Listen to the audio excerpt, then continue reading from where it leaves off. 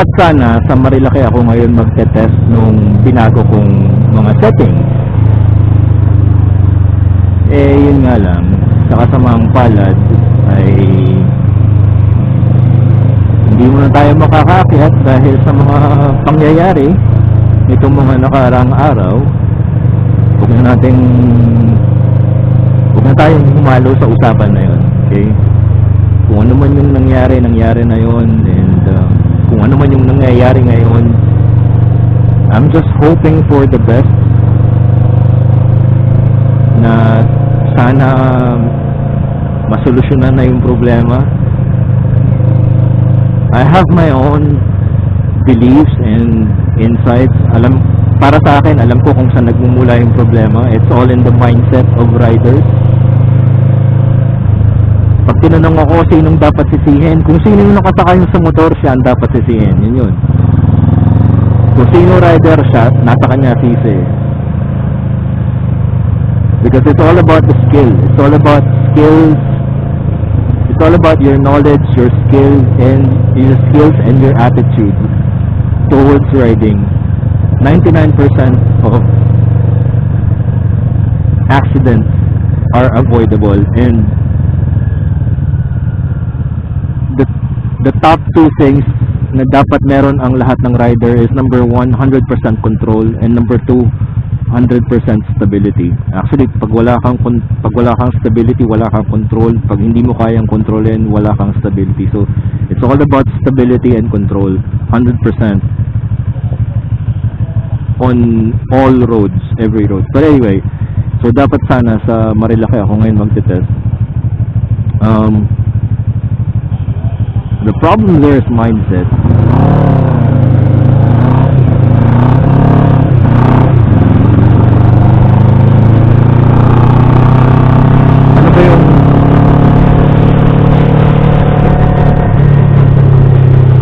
Ano ba yung mindset ng rider na umaakit ngayon sa Marilaki?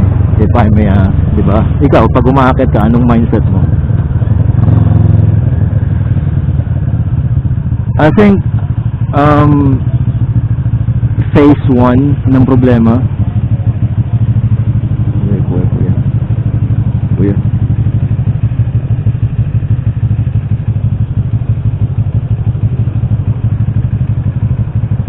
I think phase 1 ng problema is nung wala pang social media, ang problema talaga is more of mindset.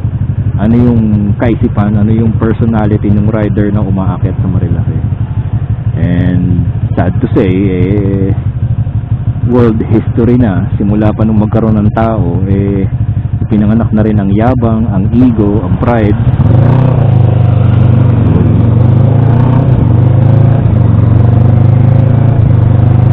Ang problema dati is maraming gustong magpasikat, maraming gustong magyabangan, maraming gustong magpabida-bida sa daan kahit saan. And then yung ganong klaseng mindset naging habit. Ayan. So nung naging habit, naghanap pa ng karamay. So hindi lang naging habit ng isang tao, hindi lang mindset ng isang tao na naging habit ng taong ito. Yung taong ito may tropa, yung tropa may kapatid, yung kapatid may kaibigan, yung kaibigan may pinsan. Nagsama-sama sila, ngayon isang grupo na. Nagkaroon sila ng pare-parehong mindset, yabangan, paastigan, pakul, bida-bida, pagalingan, pataasan ng ego at saka pride. At naging habit na nila yon hanggang sa marami na ang nakapansin, marami ang gumaya. At ngayon, pag meron ka ng isang buong community na gumagawa na may pare-parehong mindset at nag-develop ng same habits, now it becomes a culture. Yan ngayon yung second phase of the problem. First phase of the problem again is mindset, yung development ng mindset. Kaya sa problema dahil yung mindset na nabuo is maling mindset na naging habit, Eh, since mali yung mindset, mali yung habit, eh, maraming gumaya, nagkaroon ng community na merong maling mindset, maling habit, at ngayon, yung community na yun, nakapag-establish ng kultura, culture, lifestyle, na nagsimula from maling mindset. So, second phase of the problem is now it's a culture. So, ngayon, mahirap na siyang burahin. Mahirap na siyang burahin dahil naging kultura na. Nakaugalian, naging tradisyon, nakasanayan, mahirap nang alisin. Kahit pa may mamatay sa Marilaki araw-araw, nakaugat pa rin yung problema dun sa napakasimple, yung mga naghahanap ng thrill and adrenaline rush. Tapos ang mindset nila, magyabangan sa isa't isa, magpabida-bida para sumikat sa mundo, magyabang, magpaastig, magpa-cool. And then to top it all off, para mas gawing mas malala pa yung sitwasyon, dumating ang social media at merong pera sa social media. Basta't meron kang views, meron kang kita.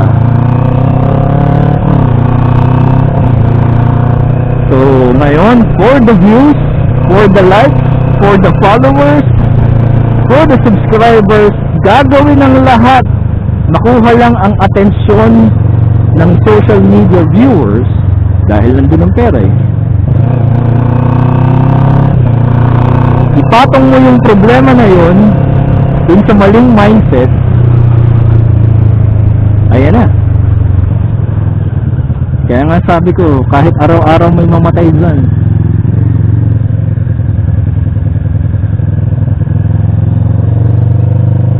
siguro magkakaroon na ng solusyon dyan pag ang namatay yung importanteng tao o kaya yung sikat na tao na maraming nagmamahal.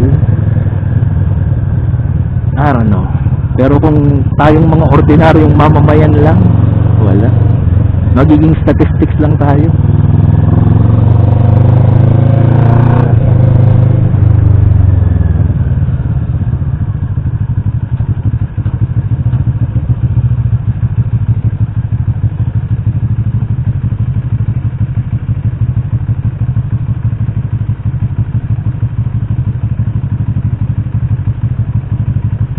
Now, in fairness, there's nothing wrong with social media, and there's nothing wrong with earning from social media. There's really nothing wrong with developing a culture. There's nothing wrong with forming a community with the same habits and same mindset, similar mindsets. Ang keyword kasi dito is yung pinagsimulang mindset is the wrong mindset. At doon na nagsimula ang lahat.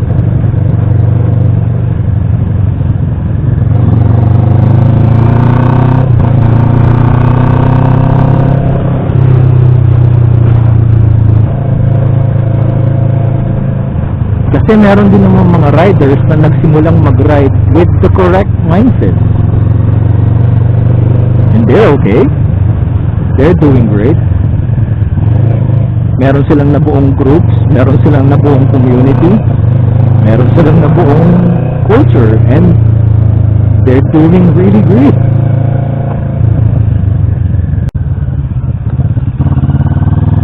At buhay pa sila. Eh nga lang, konti ang ganun.